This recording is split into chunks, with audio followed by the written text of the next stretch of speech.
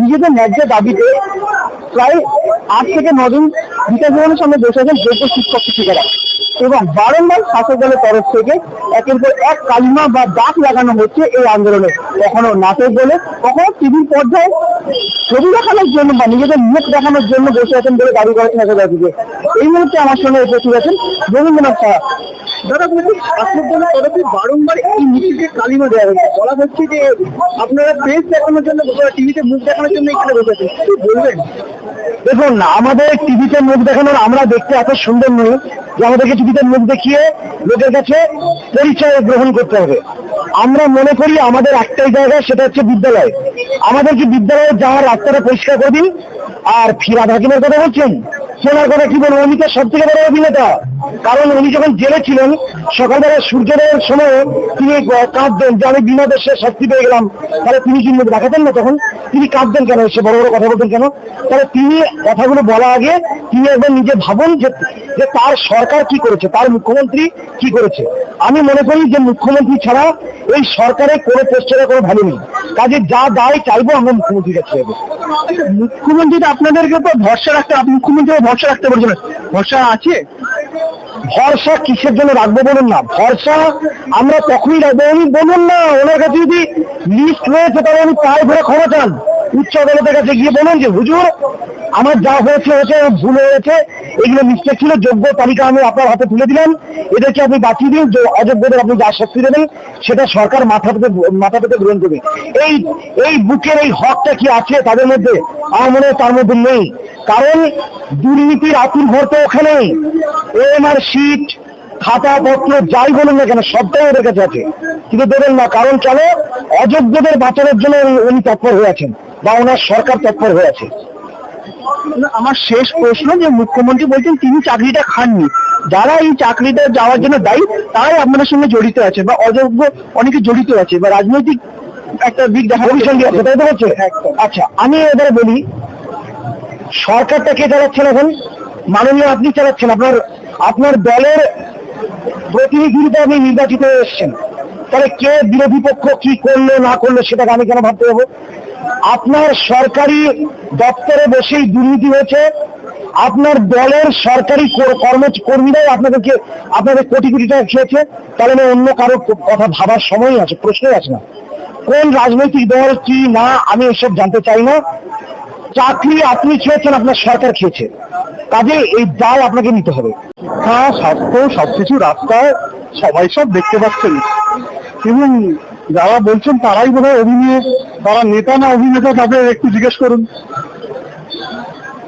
আরেকটা বিষয় যেটা হচ্ছে যে ছাত্রদলের তরফ থেকে একটা প্রশ্ন হচ্ছে যে পরীক্ষা দিয়ে আবার চাকরি কথা, সেখানে আপনারা যদি পরীক্ষা দিতে হয় তাহলে আপনাদের রাইটারের একটা সমস্যা থেকে থাকে, সেই বিষয়টা কিভাবে দেখছেন? দেখুন, দৃষ্টিহীনদের রাইটার পাওয়ার সমস্যা আছে, দৃষ্টিহীনদের রিডার পেতে সমস্যা আছে, দৃষ্টিহীনদের ব্রেল বই নেই, কিভাবে সম্ভব? কেউ পরীক্ষা দেবে না।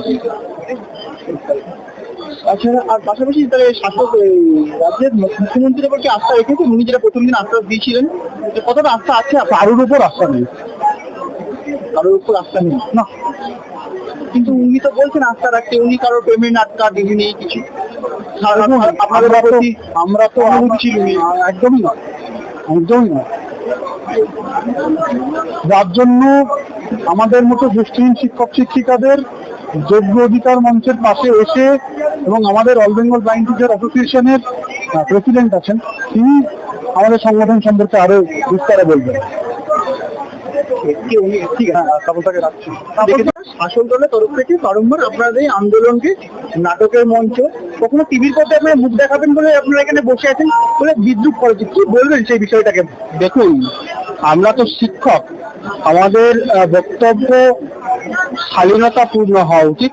আমরা এটা তীব্রভাবে প্রতিবাদ করছি, আমরা তীব্রভাবে এটা বিরোধিতা করছি। আমরা কিন্তু আইন মেনে, নিয়ম মেনেই আন্দোলন করছি। ধরুন, আমার all Bengal blind teachers association, এই অ্যাসোসিয়েশনের আর 70 জন দৃষ্টিহীন শিক্ষক শিক্ষিকা তারা পথে বসতে চলেছে, তারা পথে বসেই পড়েছে। তারা যে জীবনে এত লড়াই করে, একে তারা দৃষ্টিহীন দ্বিতীয়ত তারা অত্যন্ত দরিদ্র পরিবার থেকে আসেন এবং প্রান্তিক অঞ্চল থেকে আসেন। তারা একেবারেই সমাজের প্রান্তিক শ্রেণীর মানুষ। আজ কি তারা ইচ্ছাকৃত ভাবে পথে নেমেছে? তাদের কি পথে নামার কথা? তাদের কি এভাবে নাটক করার কথা?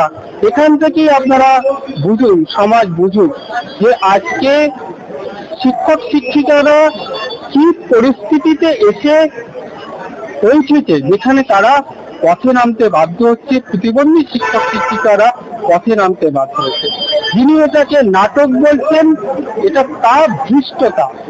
তার উত্তর আমরা কি দেবো? আমরা তো শিক্ষক, সমাজই তার উত্তর। আমার এখানে আপনাদের যদি আবার পুনরায় পরীক্ষা দিল, সেখানে একটা রাইটারের প্রবলেম আছে বা একটা সমস্যার সম্মুখীন হতে হয়, সেই বিষয়টা কিন্তু আপনাদের অবশ্যই ফেলে দেওয়া হচ্ছে। অবশ্যই রাইটারের শুধু প্রশ্ন নয়, আমাদের একজন রাইটার যখন তখন চাইলেই সেটা পাওয়া যায় না। রাইটার এখনকার শিক্ষার যে অবস্থা, আমি তো নিজে কলেজের একজন শিক্ষক, তারা কলেজে এসেও নিজের নাম ঠিক করে লিখতে পারছে না। সরকারি শিক্ষা থেকে বারংবার এই যে শিক্ষকদের যে নিজেদের চাকরি ফেরানোর আন্দোলন, সেটাকে নাটকের মঞ্চে বা টিভি নিজেদের শেষ দেখানো বা সম্প্রচারে আসার একটা দিক বলে প্রহসন সৃষ্টি করছে। কি বলবেন সেই বিষয়ে? যা রুজি রোজগার বন্ধ হয়ে যায়, সে কখনো অভিনয় করতে পারে? আমরা যারা চাকরি হারিয়েছি, যারা আমি জানি 31শে ডিসেম্বরের পরে আমাদের কিভাবে খাওয়া চলবে আমরা জানি না, আমরা কি সেটা অভিনয় করতে পারি? এটা কখনো হয়? এরকম মনে হয়। এখন শাসক দল তো তাদের ছবি পরিষ্কার রাখার জন্য বা তাদের নিজেদের ঠিক দেখানোর জন্য বিভিন্ন রকম মন্তব্য করবেনই, কিন্তু সেটা কি যারা শুভবুদ্ধি সম্পন্ন যারা দেখেন, আপনি মিডিয়ার যারা ওপারে আছেন, তারা কি এটা বুঝবেন না যে আমরা এতগুলো লোক যাদের চাকরি চলে যাবে, আমরা জানি না চাকরি থাকবে কিনা, আমরা খেতে পাবো কিনা। আর যে জায়গায় থাকতাম, আমি আমার কথা বলছি, আমরা যেহেতু দৃষ্টিহীন সংগঠন থেকে এসেছি, এটা আমাদের শিক্ষকদের দৃষ্টিহীন সংগঠন, মানে প্রায় আমরা 16তে প্রায় 140-এর ওপর বা 150 জন আমরা শুধু দৃষ্টিহীন শিক্ষক শিক্ষিকা আছে। আপনাদের বলতে আমরা নিম্ন মধ্যবিত্ত পরিবার বা মধ্যবিত্ত পরিবার থেকে আমরা এসেছি। অনেক কষ্ট করে লেখাপড়া করে, অনেক মানে সাধারণ ছেলেমেয়েরা যেভাবে লেখাপড়া করে তাদের থেকে আমাদের অনেক কষ্ট করে লেখাপড়া করতে হয়। তার থেকে সব থেকে পরীক্ষা দেওয়া আমাদের জন্য ভীষণ সমস্যা। আমরা নিজেরা লিখতে পারি না, আমাদের রাইটার দরকার হয়। রাইটারের প্রচুর সমস্যা আছে। আপনার আনন্দবাজার এর আগে অনেকবার এর উপরে লিখিয়েছে। কৌশিক গঙ্গোপাধ্যায় নিজে লিখেছিলেন যে আমি নিজে রাইটার হয়েছি, আমি জানি যে এদের পরীক্ষা দিতে কত অসুবিধে। সেই পরীক্ষাই আবার আমাদের দিচ্ছে। একবার আমরা 2016-তে পরীক্ষা দিয়ে আসলাম, রাইটার নিয়ে পরীক্ষা দিলাম এবং এত কিছু কষ্ট করে পড়াশোনা করে চাকরি মানে পরীক্ষা দিলাম এবং পাশ করলাম, চাকরি পেলাম। উনি আবার সেই একই কথা বলছেন যে আমাদের আবার। এবং আমরা 5 তারিখে এখানে আমার বিভিন্ন জায়গায় মানে এসএসসি ভবনে, বিভূতিতা ভবনে, সব জায়গায় আমরা ডেপুটেশন দিতে এসেছিলাম যে আমাদের জন্য আপনারা কি ভাবছেন।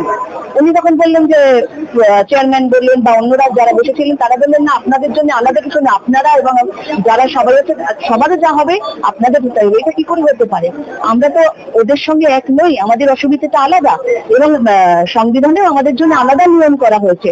তাহলে ওনারা পরীক্ষা করছেন কিন্তু আমাদের সবাইকে মানে মুড়ি মুছিয়ে সব এক করে দিচ্ছেন। ওনা আমাদের জন্য কোনো স্পেশাল ভাবনা নেই। আমরা কি করে পরীক্ষা দেবো, আমাদের সিলেবাস কি হবে, আমাদের রাইটারের ব্যবস্থা কি হবে, সেগুলো না কিচ্ছু জানেন না। খালি আপনাদের তো আমরা তো এটা প্রশ্ন করতেই পারি। একবার পরীক্ষা দিলাম, পাশ করলাম, চাকরি পেলাম, সেই চাকরি থাকছে না, এইবার যে পরীক্ষা দেবো তাতে যে আমরা পাশ করবো সেই দায়িত্ব কে নেবে? এবং সেই পরীক্ষাটা যে সফল হবে, তাতে যে কোনো দুর্নীতি হবে না, তার কে উত্তর দেবে? তাহলে এত প্রশ্নের উত্তর তো ওনাদেরই দিতে হবে, আমরা কি করে দেবো? আরেকটা প্রশ্ন, মাননীয় মুখ্যমন্ত্রী নাকি আশ্বাস দিয়েছেন আপনাদের, আপনারা আশ্বাস রাখতে পেরেছেন এখন অব্দি? কিসের আশ্বাস? আস্থা? কি আস্থা যে আমাদের চাকরি থাকবে? প্রথম দিন ইন্ডোর স্টেডিয়াম থেকে আস্থা দিয়েছিলেন, কিন্তু পরবর্তীকালে আপনাদের যে এই যে আন্দোলন, আমরা না উনি মনক্ষুণ্ণ হলে তো আমাদের কিছু করার নেই। উনি তো এক এক রকম কথা বলছেন। একবার বলছেন তাদের চাকরি যাবে না, আবার বলছেন পরীক্ষা দিতে হবে, পাশ করলে চাকরি থাকবে আর এই করলে চাকরি চলে যাবে। তো আমি 7 বছর 8 বছর ধরে চাকরি করছি, আমি আর কে আপনি এরকম একটা কাউকে একটা ডেকে বসে বলুন তো আগের দিন পরীক্ষা দিয়েছিলে তুমি, পরীক্ষায় পাশ করেছিলে, পরের দিন পরীক্ষায় তুমি পাশ করবে কিনা না, তো আমি পাশ না করলে মানে আমার চাকরিটা চলে যাবে কেন? আমি এরকম ইয়েতে যাবো কেন? আর যখন উনি আমার কোনো দুর্নীতি বা আমার কোনো মানে কোনো ফল্ট কিছু যখন উনি বলতে পারছেন না, তাহলে আমাকে কেন পরীক্ষা দিতে হবে?